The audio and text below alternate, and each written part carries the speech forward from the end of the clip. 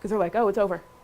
I don't know what to do. But you will have a whole different angle on that, right? So that's like a whole set of skills. And so then when you're looking at how you can build on that, right, then you can look for things like, what about that appeals to you as who you are? What about those skills? You think, okay, well, part of that, what, you know, because some of that you're like, look, that's cool that I can like recover from struggle, but I don't want to struggle forever, right? Like I don't want a job where I'm just struggling forever and showing I can recover from it, right? But if you're like, hey, I'm a really good problem solver, I want a job where I'm out solving problems, or I'm really good at doing independent research, I want a job where like I can look stuff up on a regular basis, or I'm, you know, I was reading this book and this subject really appealed to me, and now I know I have the skills to look into it more, and I can do that extra work, and then you can start building on that, and you have a path. And so you know, you look at the situation and you say, where is that making me unique? And just keep that in mind. And then as you build on it, you just add to it. You can, you know, I used to actually like every year write a list of like all of my unique skill sets. I would write down, I would think hard about everything that had happened the last year, everything that happened in my life that I thought made me unique from most of the people around me. And then I would write and I would think, okay, how can I build on that? And I would write out different opportunities, like what job requires this? Or something related to this. Do I want that? What would I need to be more qualified for this? You know, do I need this skill? And I would look it up and I'd have all this list of opportunities. I wouldn't go after all of them, but sometimes even knowing like, oh, I have a path. And if something pops up in that, you know, in that realm, I could go for it and know that that was moving me forward.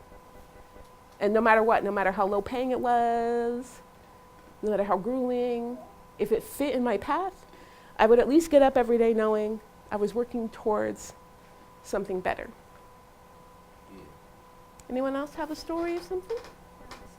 Mm-hmm. So I moved to Washington when I was 20 or 21. And when I moved here, I moved to Linwood.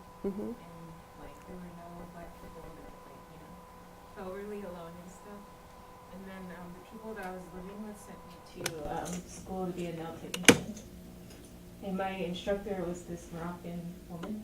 So I was like, I'll finally like get an African woman, like, you know, somebody like me. So I started to become really close to her, and she was like old enough to be my mom, you know. So the more I got close to her, she told me that she had a daughter my age, and then she invited me over to her place. And like I really, normally like I'm a pretty guarded person, but I was like, you know what, like I'm just gonna be open because I really want to connect with people and stuff, you know. So anyway, I went to her house, and it was on Thanksgiving, and like she was baking cookies, and I don't like sweets at all, but she was like, oh, you know, Diana, I'm baking these cookies and I really want you to try it. So she gave me this cookie, and it was a pretty big cookie, but I was like, you know, I'm gonna be polite.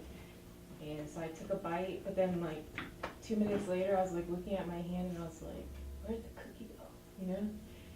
But it turned out that she put some like wheat oil and all this other stuff in the cookie, and she didn't tell me. Oh. So like, so I was,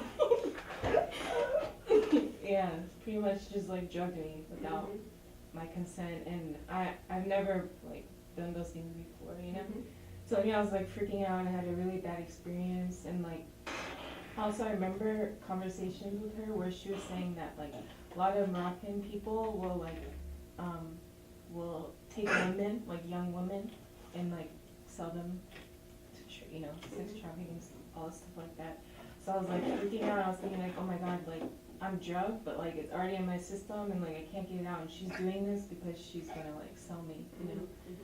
So anyway, like that didn't happen, but still like after I was finally like okay or whatever, like I guess I realized that like it helped me to realize I don't have to really compromise who I am just to like get people to like me, or even like build a community with people.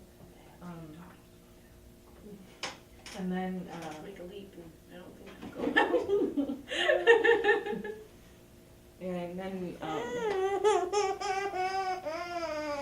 one thing that I guess I do regret about the situation though is that like I wish that I could have told someone about it, but because she was like my instructor, and I still had to like get my license and stuff, and I had like no family and no support. before I felt really trapped. So it's like I have to see her every day, and it's this woman who like drugged me, you know?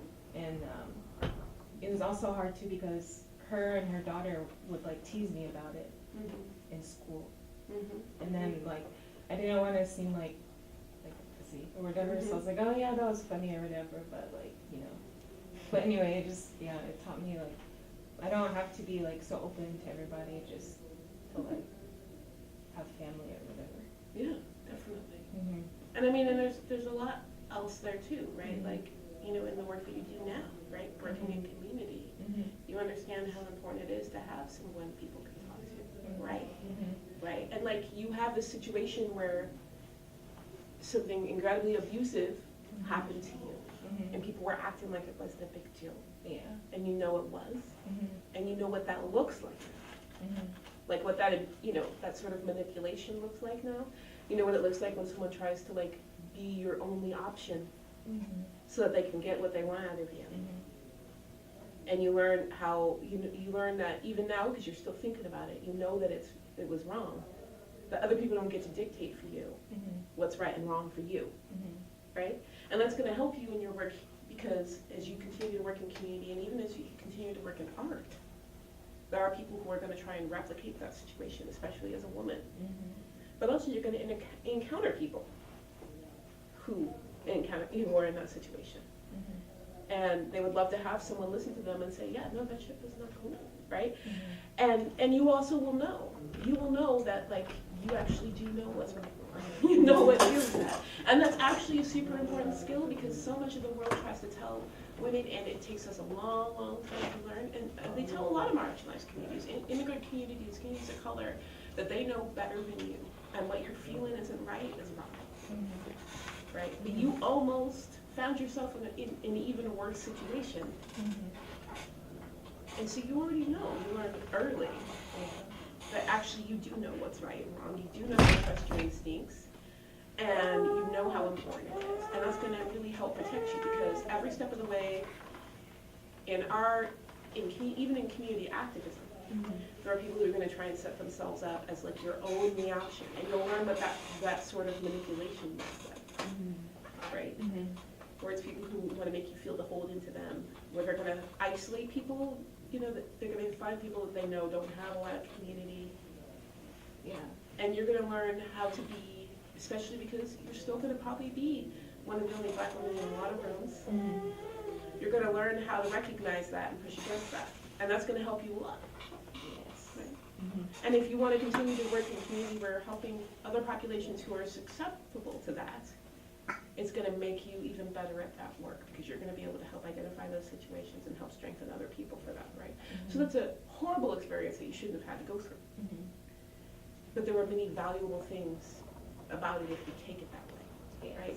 And it doesn't mean that you can't hold like anger and grief for the way that went down, because that exists. But if you have to carry something, you can choose to carry the things you got from it as well, right? You can carry them both and move forward, right? And that's going to inform you. That's going to be a unique experience. You're going to be able to pull on that and recognize when other people who are isolated and alone are vulnerable to the same things, right? And you're going to be able to reach out. And so that's an amazing thing to be able to do, and luckily without it being a worst case scenario that got you there. You know? Anyone else? So this happened not too long ago. It happened earlier this year. So I kind of got into a real bad kind of car accident. And so I was 19 when this happened. So at this age, I was putting all this money, saving this up, and just one day it just went away like that. And just at that age, I just never had that type of experience where all my work and everything that I had, all my energy that I had put in, just like all one day just went away. So I really had, at the time when I had that car, like I was always just being able to just rely on myself and not have to rely on other people to like for rides and things like that, and stuff like that in that nature. But like when I had lost it, like I had to go out and like look for people to like come and help me out and like really just know like who was really there for me and who wasn't and whatnot. But like and also like a life skill that I also learned was kind of like how I thought of it as like I'm not taking a loss. This happens to people all the time, you know. Like people get into accidents all the time, and like I have to come up with a way to like kind of just leave it in the past and try to focus on what I could do better later on, like in the future. So what I did was I looked into like different insurances and like I kind of paid more attention into like the paperwork and like how insurance works and like what you're liable for, what you're not liable for, what you're covered, and that sort of stuff. And it wasn't only that, like I kind of learned more, like I kind of talked more to my parents about like how the struggles they went through, like coming here, trying to get their first car, and like it kind of really taught me like I don't really need a car, but it's like it's kind of like how do you say, it's kind of like a gift, but it's a I'm trying to come up with a word, but Kind of like a luxury. yeah, luxury. There you go, luxury. So like, not everybody has it, but it's a luxury to have it when you do. So like, I kind of like just left that, and I kind of just started off from square one, and pretty much just tried to help myself up from that point on. And in the end, it kind of worked out after some time, but it was just like a kind of tough situation that I was in school, and then trying to get to school, taking buses, and then it was just kind of like, I kind of thought of it as like, this is like high school, you're just about to graduate, you know, like at some point, you're gonna have to come across these struggles, and it was a big eye opener for me, because I didn't think that would happen to me, you know, and that time it was just Yeah, and it felt like the end of everything at first, yeah, right? at first. And Yeah. then I thought about it a little bit. I was like, this is not so bad, you know?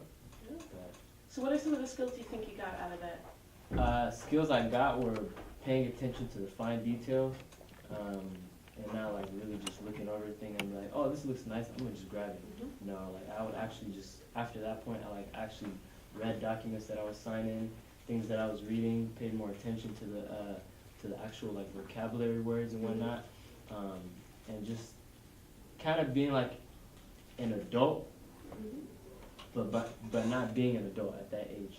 So I kind of just had to figure things out on my own, kind of. So you definitely learned some self-sufficiency, right? Yeah. You also learned the importance of backup, right, and being thorough. You learned how to you've learned now, right, that you have to plan for a worst case scenario, that there are certain things you can do to mitigate, right? You know, instead, you know, when you buy a car, you're like, everything's gonna be great, but now you can look and say, what if this happens? What if I stall somewhere? What if I need repair work I can't afford? You know, and you can think that there are other tools that you can gather that are gonna help you with that. You also learned how to network. So you learned how to build a community to get what you needed done. And you learn the importance of having a network, right? When you have a car and you think you have, you know, all this independence and freedom and like, I can do everything now. I don't have to ask my mom for rides anymore. I don't have to do this. But you forget that you actually do need a network of people because shit happens, right? So you actually do need to build resources. And you build that not only, right, like I'm sure it wasn't just you being like, I need rides from everyone, right? Because eventually you'd just be like the dude always begging for rides. You had to come up with other ways to make it up to them, right? To like be the type of person they would want to give rides to, right? So you had to learn how to build reciprocal networking relationships. Exactly, right? And that's one of the most important things for business. In any job you apply for, they're going to ask you, are you a team player? And that means you can't just say, I'm the best at everything and I can handle it all myself. That's not what they're looking for. But you can say, yeah, I try really hard. I've learned how to bounce back from mistakes. I try and be very thorough. But also, I've learned the importance of helping other people out and asking for help from my team so that we can build things together. And so that, you know, when my team members know if they're in a tough spot, they can come to me. And if I'm in a tough spot, I can go to them. That's a dream for any team leader, right? For anyone hiring someone to be a member of any team. Even if you're doing work independently. Even like for me as a writer, I work alone. I work from my house. but I absolutely have to network. You know, there are times where I'm writing a piece and I don't like the editor, it's not working out. The editor wants me to change the piece to something I can't publish because you know my rule, it has to sound like me.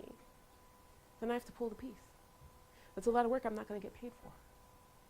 And that means I have to reach out and find some place to put it if I don't want to throw that money away, right? So I have to start asking. And so I'm going to start asking maybe editors I helped out. Or editors, when I worked with them, I was so prompt. I was so easy to work with, they love me. Or maybe it's someone who I had given a recommendation for a job. Or someone who they said, hey, we're trying to find someone who can write a piece. And I said, hey, let me introduce you to my friend, and hooked them up. Or maybe I ask another writer that I had helped in the past, and they say, oh, you know what, let me introduce you to this editor. I bet they'd love it. And then there you go. I didn't lose $500, where I would have if I had always only done things alone. I would have had anywhere to go, right? So you're learning the beginning of networking, right?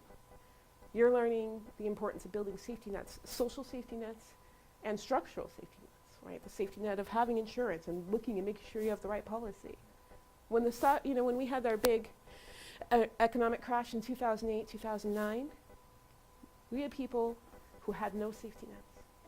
And unfortunately, a lot of people who were taken advantage of the most were people of color, right? Because we're not taught in our communities, because we've been cut out for so long. We've been shut out for so long from these systems. How to set up a mortgage, that works, how to get a good rate. Even if we knew all of that, there were a lot of times bankers would be like, yeah, I'm still going to double their interest anyways, because I can, because they're black. And so what we had, so when that all crashed, we had people who lost everything, right? We had people jumping out of windows because they lost their home. Oh yeah. Now, if you lose your home, is that going to happen to you? Yeah, you think you? No. Why? Because you've already lost something big. You've already learned you can rebuild. You've already learned you can do it better again. You've learned that even though it hurts your pride and your ego, and you're like, oh man, it's going to be so much to build it back up, you've learned you can, right? And that's a skill that a lot of people don't get, right? A lot of times people don't even learn until they're 45, 50, whether or not they can handle a big financial loss. You've learned now, you can. And that's going to matter, especially if you ever want to do something that takes a risk, because you're going to probably fail a couple times. And you got to know, okay, it's not the end of the world. You know what? I've done this before. I've rebuilt before. I've made the networks before. I've made connections. Who do I need to talk to right now? And you're going to come back up. So if you ever wanted to be someone who starts his own business, you're going to have to remember this story about how you crashed your car for a very long time, because you're going to crash a lot of other things. And each time you're going to go, okay, now you know what? Before, I have to figure out how I can insure this, but also if things still go wrong anyways, I got to remember, I've been through it before. I can get up. I can move ahead. Right? Those are very important skills. If you want to move forward in that, you could move forward in a couple of different ways, right? You could look for things that have that bit of risk, knowing you can survive it. Or you can look for things where you know you can insure against it, right? And so if you're looking at any job, even if you're looking at things like college, right? And you're trying to figure out, what study plan, where you're going to live, how you're going to work your degrees, right? You start thinking about those worst case scenarios and thinking, all right, what would save my butt here? Or what skills am I going to need to help get through, if I just completely bomb a test? Or if I suddenly can't make my financial aid one quarter, how am I going to get through that? And you start thinking about that and keeping that, and that resilience is going to get you through. Or a lot of people, it won't. That's a really valuable thing to learn. I'm sitting here worrying about my kid who was never, I grew up so poor, I became one of those parents who was like, I'm not going to make my kid work for this stuff. And now I'm like, this kid doesn't even know how to cook an egg, And I'm like, what is he going to do? He's a great kid, so bright, so kind, so creative, so funny, and I think would die in 2 days if I got stuck somewhere. He would just he wouldn't quite figure out how to cook something. It could be a fully stocked fridge and he would starve to death.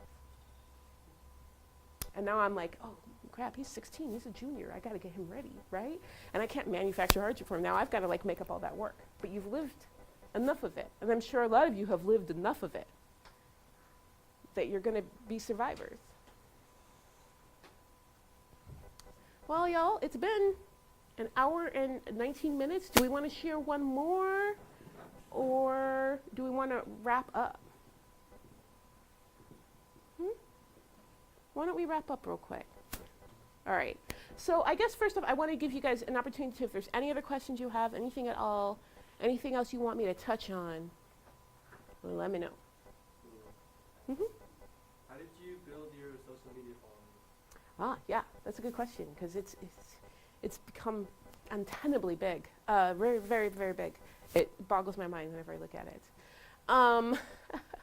You know, in all honesty, I worked in marketing for a long time. I didn't try to get a big social media following. That wasn't my goal. But one thing I've definitely learned with social media, and this is whether or not you're trying to sell a personality or sell a product,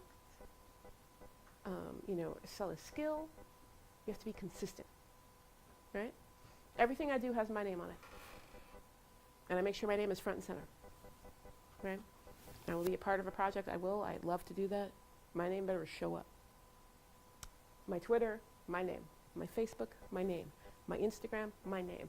My website is my name. My email address, it's my name. Because when people say they want more of what I do, I want them to think of me, especially because I have a name that's hard to pronounce, right? So I can't be messing around and being like, oh, well, she's Ijeoma Oluo here, and then she's like, Smooth Times 98 over here. Nobody's gonna know what that is, right? No one's gonna make the connection. My brand is who I am. It's my name and it's my words. So I'm very consistent in everything I do. If I post something online and it doesn't sound like me, it sounds like something that would just completely be absurd to someone who's read through a bunch of my tweets or read through a couple of my posts, I don't do it. Or I take it private, right? I have private groups where I can, you know, be a little weirder than I am. Weird is part of who I am, but like weird in a way that people don't know, right? But I'm consistent. And I know that there are things, if people come for a certain thing, and I post often, you absolutely cannot build a social media presence if you're only posting something once a week. It won't work. Not today. People's memories are so short, they expect regular content. You don't have to be on as much as me. I have a problem, y'all. You do not, in fact, please do not be on it as much as me. But once a week doesn't even work anymore. I used to work in marketing, digital marketing, and we had these businesses, and they'd be like, well, we post new Facebook thing once a week. I'm like, that doesn't even mean anything. The algorithms, by then, they've ruled you out. Even your mom isn't going to see your once a week post, right? And if that means that you're putting 5 posts on and setting them to go ahead every day or 2 times a day, you know, when you have time instead of doing it right then, do it. But basically, if you can't regularly post on it, cut it and focus on the ones you can. But be consistent with who you are, be consistent with your brand. So if you're trying to sell a brand, if you're trying to sell your music, if you're just trying to sell your ideas, if you're just trying to build a community, be consistent. Even if you're just a person who wants to just have a ton of friends, right? You gotta be honest with who you are, be consistent with who you are. Don't be anything online that you can't be every day of your life, because it'll show. And then everyone will be betrayed and they'll leave. But you just gotta do enough of it. So that's basically all I do. I show up every day. I show up on Facebook. I show up on Twitter. I try and find personally for me where I find I can add to a conversation, right? I'm always thinking what's my value add. That's how I write. I don't write like because everyone's writing about something, you know? So I won't be like, oh, you know, everyone's talking about, you know, Harvey Weinstein. I need to write about Harvey Weinstein. I will sit on that until I can think of what's not being said that I can add to the conversation, or an angle that I can add to the conversation, or a perspective I can add. If it is not of value and you're putting it on the internet, you're just adding to noise. But if people, you know, people regularly tell me, I come to your page because I know I'm going to hear something I didn't hear elsewhere, right? And that's the same reason why we land on someone's YouTube channel, right? Or we listen to someone's music, right? We're not listening to elevator music at home for a reason, right? We're listening to something because it's something we can't find elsewhere, right? And that's the exact same thing that you bring. And if you know who you are and you put that forward, it's going to help you in everything. Like even in your friendships, if people know who you are, what's unique about you, what's special about you, and value that about you, You're going to have better friendships. You're going to have better everything. But on the internet, it is crucial. Because if people can confuse you with someone else, you've got a problem. But don't manufacture it, because you got to do it forever. You have to do it forever. Like if you build up some fake thing, you're going to get tired of it really fast. And especially if that thing becomes successful, because then you're trapped, right? Be who you are, find what your value is, and make that the thing everyone sees about you. Any other questions? No? All right, I think we've had... What is the most Yeah. accomplishment that you proud of in the past? You know, I would say... Like, you know, the mom in me is always going to talk about my kids, right? Like when I die, I would love to be known for the type of parent I was and for whatever my children will accomplish and what type of world I will have helped make for them, right? Like if the world is safer for them than it would have been, right? If they have more opportunities than they would have had, if they are productive, adding to society, that will be a huge accomplishment for me. And I would say personally, where I'm sitting at right now, I would definitely say I'm very proud of the fact that I have started to shift the way that people think about personal arguments for social issues. So when I first started writing, it was really taboo to talk about like your emotions when you were debating a subject. It was really like frowned upon. People would be like, why do you have to be so personal about it, you know? And I'd be like, well, it is personal to me. And I think I've done a lot, even for writing in general, in the US especially, in shifting the way people perceive that. So when we're talking about things like racism in America, one of the most common things for someone to do is to say, oh, I can't talk to you, you're too emotional. Like that's a bad thing. Like it would ever be bad that you would be emotional about racism. Right? They'd say, I want an impartial writer. I want someone who's unbiased. And I've directly challenged that in my work every day. And I've even said, what does unbiased look like to you? What type of a human being would you be to live in this world and look at the racism in the world and say, I don't really have an opinion? Right? That's a bias on its own. That means that you spend every day looking at people of color and you thought so little of them that you couldn't be bothered to form an opinion. And I've directly challenged that in my work. And I've said, you know, what good is all of this? What good is all these statistics and all these numbers? What good are your opinion pieces if it doesn't impact the way people like me live life every day? So you're going to hear about how it impacts me every day. And it's going to matter. And I've shown, because it's what people respond to. People respond to my work in a way that they don't respond to other work. They read that and they say, people reach out to me all the time and say, I never understood why this was a big deal until I read you talking about the way this impacts your mom. Or the way this, you know, the way this made you feel the other day when you were going through it. I didn't understand. Like I knew the numbers, I knew the stats, I watched all the pundits on TV, but I didn't get, you know, and then people go, you know what, I've felt let down before, I've never been through that, but I get why that matters. Now I care more, right? And I think my work has helped change that discussion, and I hope it will continue to do so. I'm writing in a style that we don't see a lot of. I'm writing about very complex issues in a very personal way, right? I have a book that breaks down racial topic by racial topic, and it's not all, here's the science of race, and here's my big theory on race, here's my academic paper on race. Half of each chapter is a personal story of my life and how this issue has affected me, and the other half is what you can do about it, right? And each chapter works that way because I want to change the way we talk about it. And that, to me, I think professionally is like my biggest accomplishment, is that I'm seeing more and more writers writing like that. And I'm seeing more and more editors publishing that. And I'm seeing people seeking it out more and starting to recognize that as a legitimate way of talking about these issues in a way that they weren't before. It used to all be pundits, right? It used to all be, you turn on cable news and it's two guys yelling at each other, trying to shout facts back and forth. But you're the person whose life that impacts day in and day out, and nothing they're saying has any impact on you. And then they would call it a tie and shake hands, and to them it's a sport. But to me, it's my life, right? And I start entering that in and saying, no, this is the opinion that matters. This is the story that matters. This matters so much more than what you're shouting at each other, and you're going to listen to it. And you're going to become emotionally invested in it. You're going to care, and you're going to cry a little, and then you're going to decide it's worth doing something about. And that's the way I write. And other people started listening and started feeling like they can write that way too, right? Because I haven't lived every experience, right? So I have friends who are like disabled and think they don't have anything to say because they don't have a degree in economics, so they can't talk about the economic situation. I'm like, girl, you've been a poor, disabled woman your whole life, and you think you have nothing to say about the economic situation in a country where they're trying to cut healthcare? You've got more to say than most. People should be lining up at your door to understand how this is going to impact you, right? How you're getting by now, what problems you're seeing now. And you have every right to say it. And so I hope, like, if we see more people valuing lived experiences, valuing that unique perspective, and putting it forward, I hope if my work can do that, like, that would be amazing.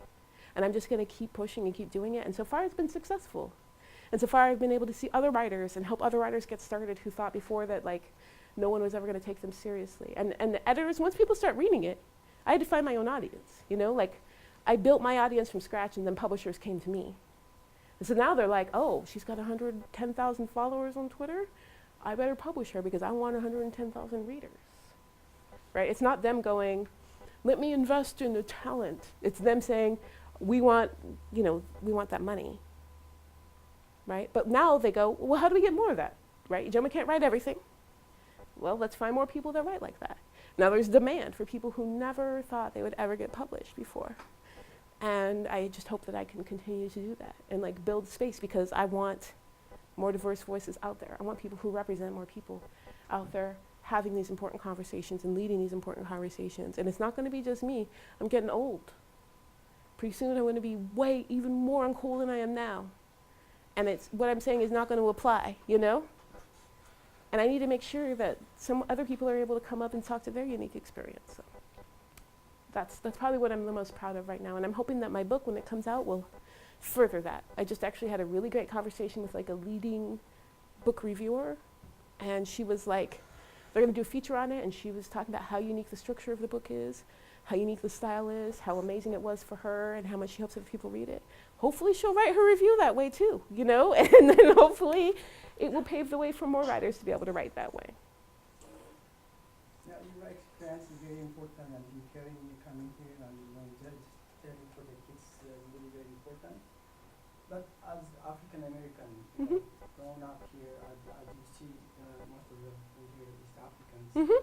Some of them grown up here, some of them came. You know, as African American, just what are the challenges, especially for our kids, with this technology and this really highly sophisticated.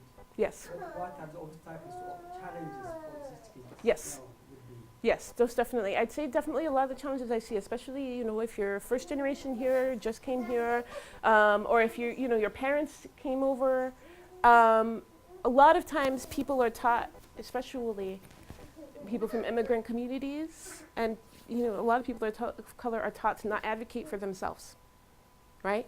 Like, they're taught that, like, if your school administration says that it has to be like this, you don't argue, you don't push, right? If you're, you run into someone and you hear a no, you just take that no and you be grateful for it, right? You're not taught how to build connections. You don't have connections, right? Like, if you have a teacher that's doing you wrong in class, and you're a white kid, and you tell your parents, chances are your parents will be in there like that. They will be like at the school board. They already know the school board. They already know the PTA.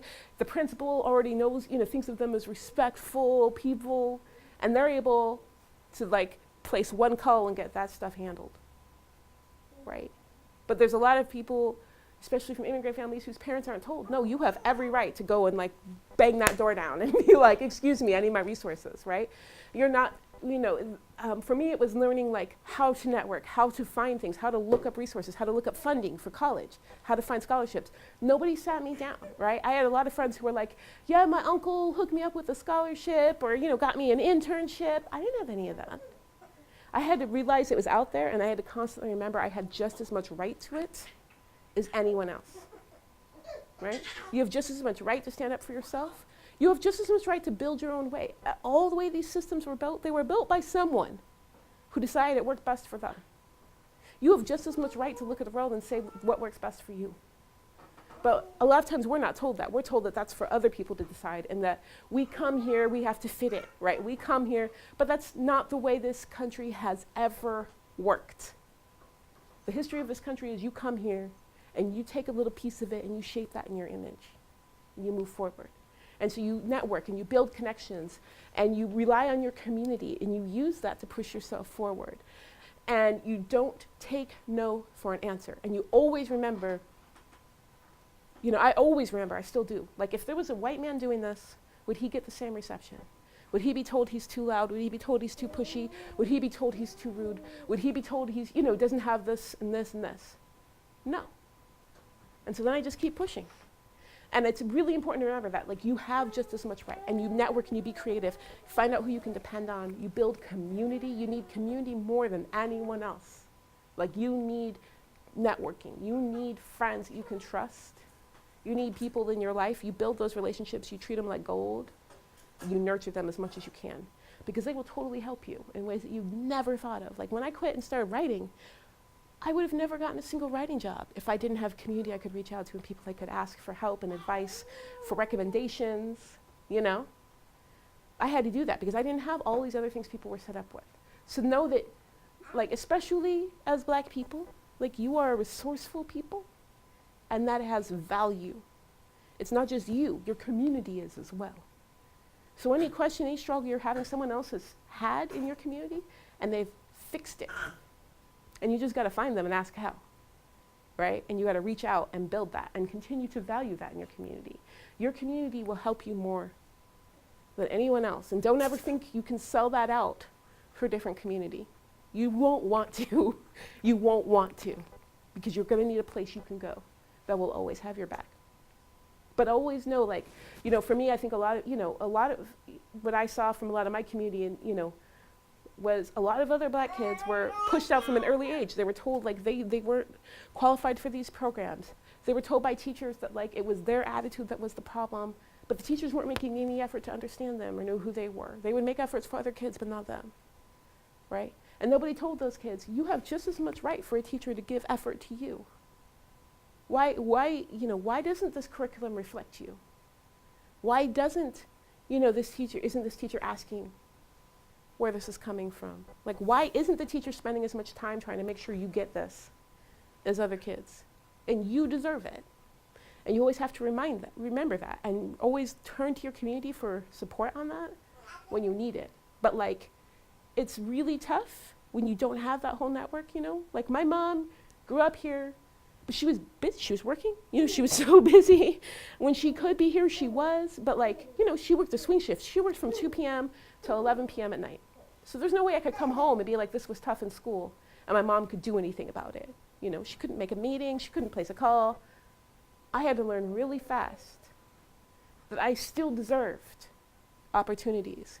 And I had to find other people who would advocate for me. I had to research it. And luckily, you guys are grown up in the internet age, where you're gonna have to find your way around. And you can actually find ways to get those skills. So there are scholarships out there to be had. There are mentorship programs out there to be had, even here in Seattle. There are arts opportunities meant to be out here to be had. There are grants out here to be had. But if you don't have a community, if you're not reaching out and making friends and studying up on it, showing up at events, you're not going to get it. Okay. Hope that helps. Yeah? You mentioned about the internet and this topic question. So, what kind of needs do you have for the youth these days? So it's like back in the days, like the community like shapes the youth's behavior, personality, stuff like that. But these days, it's like the internet shapes youth's personality and stuff like that. How can the youth have a consistent personality every time the internet has a new trend? The youth's personality completely shifts, So what do you have a message for the youth? Yeah, and that can be tough too, because social media, right, has its own little traps, right? Of what becomes cool things to say in social media and like all these different chat things and stuff that I'm like too old for now, but like stuff my son's on. Like it becomes really easy to fall into like what other people are doing. But there's a couple things I hope you remember. One, the internet is forever. So if you're not comfortable sitting in a job interview and having someone pull up a message you sent online and read it to you, don't send it. Because they'll do that.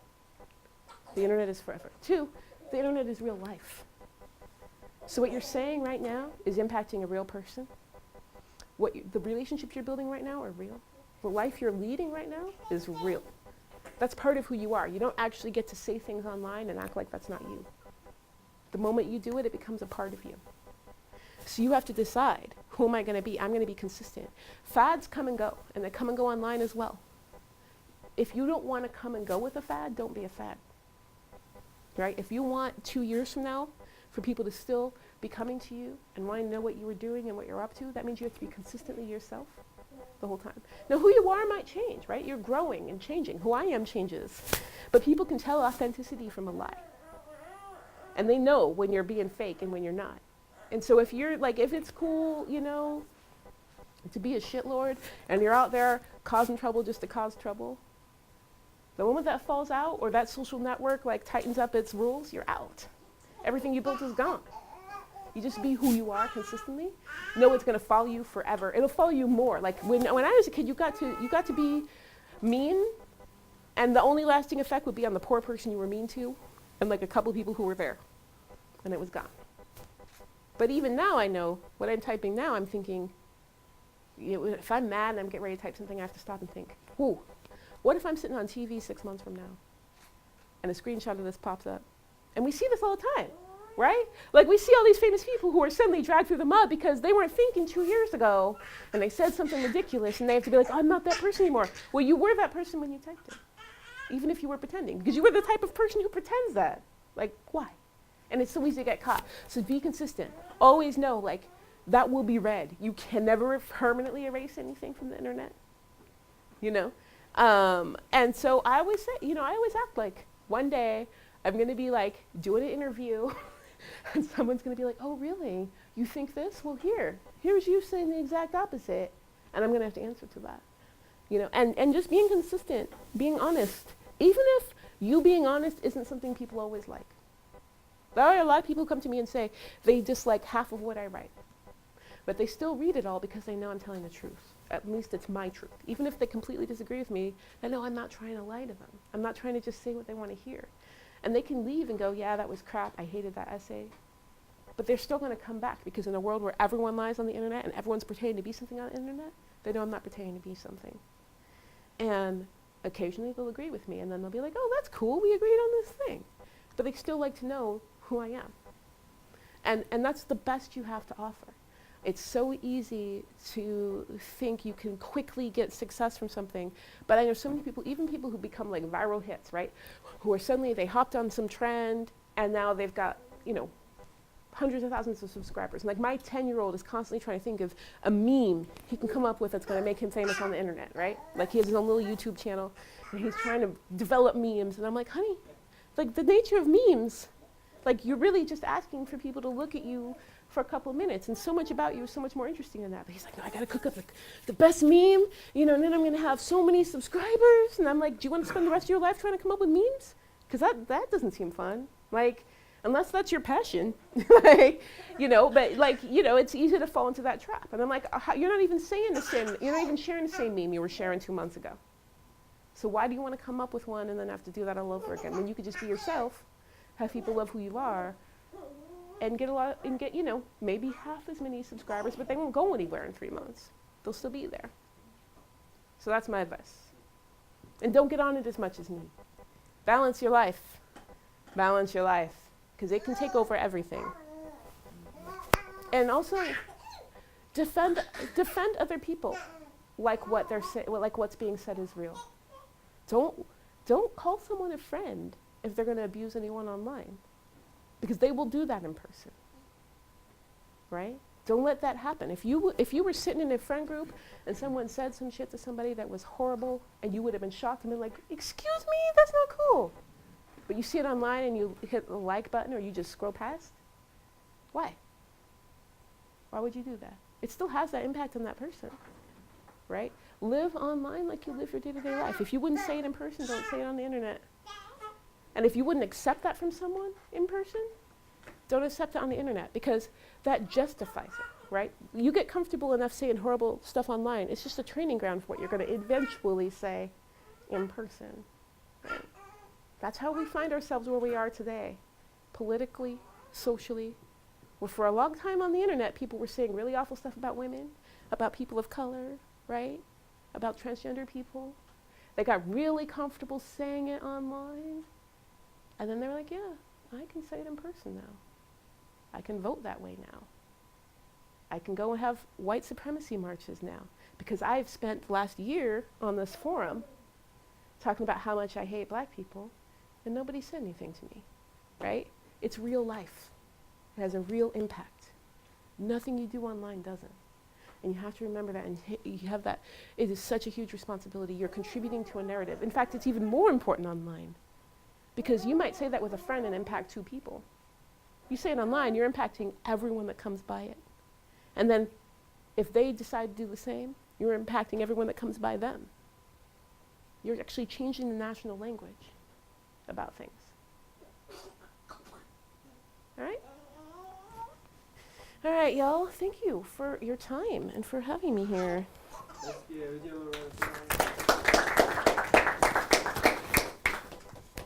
Thanks so much for coming in. Thanks for having me.